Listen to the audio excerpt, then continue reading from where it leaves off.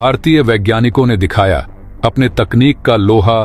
दुनिया के 190 देश जो सपने में भी नहीं बना सकते, उसे भारत ने हकीकत में बदल दिया है। दोस्तों, तकनीक, टेक्नोलॉजी, इसमें अगर कोई देश पीछे रह गया तो समझो वो कभी भी विकसित नहीं हो सकता। क्योंकि अगर आपने तकनीक में महारत हासिल कर ली तो दुनिया आपने के कदमों में होगी। दुनिया से आप अपने चाहे अनुसार व्यापार कर सकेंगे। आप अपने शर्तों के अनुसार टेक्नोलॉजी देकर पैसे कमा सकते हैं। दोस्तों, चैट जीपीटी के बारे में तो आप जानते ही होंगे। नहीं जानते तो आपको बता दूं कि चैट जीपीटी अमेरिका द्वारा बनाया गया एक एआई मॉडल है, जिसमें इंसानों द्वारा बनाया गया करिश्मा कहा जा रहा था। लेकिन चीन इससे कहीं आगे निकलकर उसने डीपसीक नामक एआई मॉडल लॉन्च कर दिया है, जिसको चैट जीपीटी का बाप कहा जा रहा है। एक तरह से कहूं तो अमेरिका और चीन में अभी टेक्नोलॉजी वॉर चल रही है। एक दूसरे को पीछे करके आगे निकलने की रेस चल रही है। लेकिन इसी बीच भारत ने भी इतिहास रच दिया है।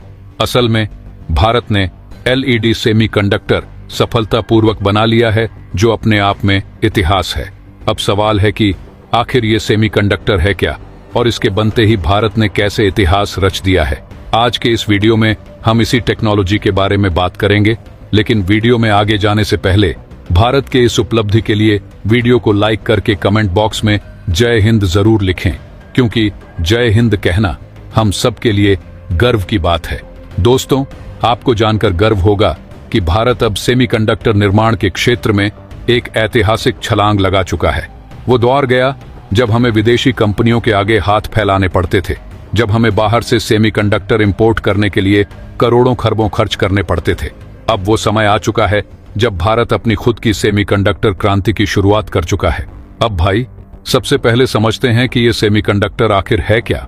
अगर इसे एकदम सीधा सपाट तरीके से समझें तो ये वही छोटे छोटे इलेक्ट्रॉनिक चिप्स हैं जो आपके मोबाइल से लेकर लैपटॉप, टेलीविजन, स्मार्ट वॉच और यहां तक कि आपकी कार तक में इस्तेमाल होते हैं।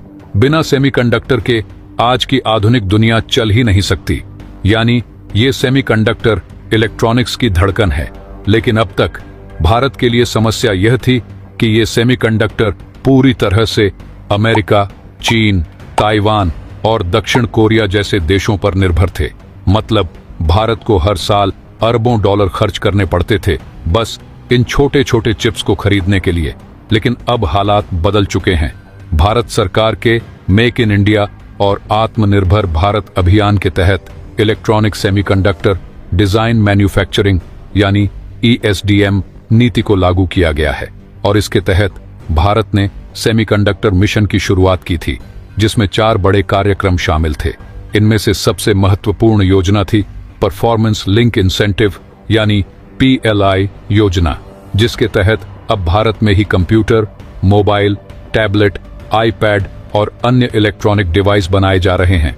आपको जानकर गर्व होगा कि अगर भारत ने टेक्नोलॉजी में महारत हासिल नहीं की तो हम बाकी देशों से बहुत पीछे रह जाएंगे।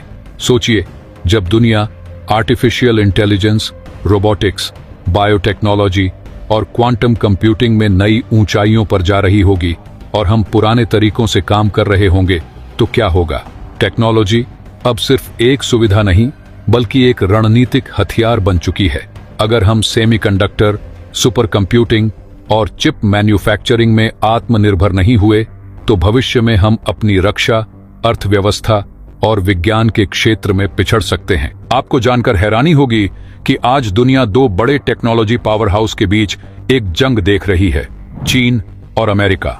ये दोनों देश सेमीकंडक्टर, AI, 5G और साइबर सिक्योरिटी के क्षेत्र में एक दूसरे को पछाड़ने की कोशिश कर रहे हैं। अमेरिका चीन को टेक्नोलॉजी एक्सपोर्ट पर प्रतिबंध लगा रहा है।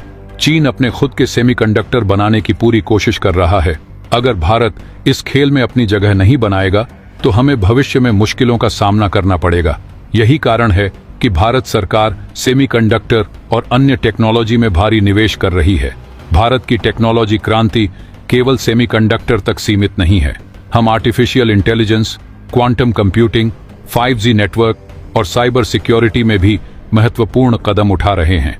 प्रधानमंत्री नरेंद्र मोदी के नेतृत्व में भारत सरकार ने टेक्नोलॉजी क्षेत्र में आत्मनिर्भर बनने के लिए बड़े फैसले लिए हैं। आज भारत दुनिया के अग्रणी देशों में से एक बन चुका है जो 5G और 6G तकनीक को विकसित कर रहा है। हमने खुद का 5G नेटवर्क बनाया है और भविष्य में 6G लाने की तैयारी कर रहे हैं। टेलीकॉम सेक्टर में रिलायंस जियो और एयरटेल जैसी कंपनियां भारत को टेक्नोलॉजी हब बनाने में अग्रसर हैं। भारत केवल सेमीकंडक्टर और 5G ही नहीं, बल्कि रक्षा और अंतरिक्ष टेक्नोलॉजी में भी तेजी से आगे बढ़ रहा है। DRDO और इसरो मिलकर भारत को रक्षा और अंतरिक्ष के क्षेत्र में आत्मनिर्भर बनाने के लिए कार्य कर रहे हैं। हाल ही में चंद्रयान 3 की सफलता ने पूरी दुनिया में भारत की वैज्ञानिक क्षमता को दिखाया है। इसरो अब गगनयान मिशन पर काम कर रहा है, जिसके तहत भारत अपने पहले मानव मिशन को अंतरिक्ष में भेजने की तैयारी कर रहा है।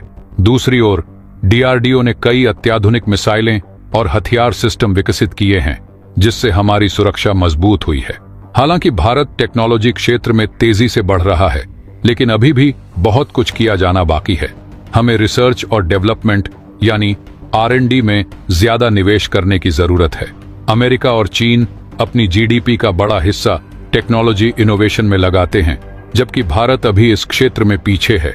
हमें अपने शिक्षण संस्थानों और इंडस्ट्री के बीच तालमेल बैठाने की जरूरत है, ताकि भारत में नई तकनीकें विकसित की जा सकें। भारत अब सेमीकंडक्टर निर्माण से लेकर रक्षा, अंतरिक्ष और डिजिटल टेक्नोलॉजी तक हर क्षेत्र में अपनी छाप छोड़ रहा है। हमें बस इस गति को बनाए रखना है और भविष्य के लिए खुद को तैयार करना है। अगर हम टेक्नोलॉजी में आत्मनिर्भर बन गए तो भारत को दुनिया की सबसे बड़ी आर्थिक और वैज्ञानिक शक्ति बनने से कोई नहीं रोक सकता। तो दोस्तों, अगर आप भी भारत की इस ऐतिहासिक उपलब्धि पर गर्व कर रहे हैं तो गर्व से कमेंट बॉक्स में कहें जय हिंद,